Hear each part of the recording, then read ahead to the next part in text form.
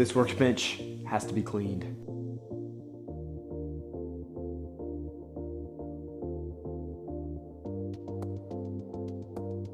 Now that I have everything out from underneath my workbench, I can put everything back in a way that's orderly and throw away all the random stuff that just got tossed back there over the years.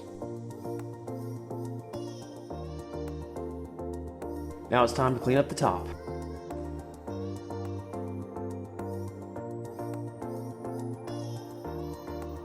All my clamps are way too crowded right here, so I'm going to build an extended clamp rack.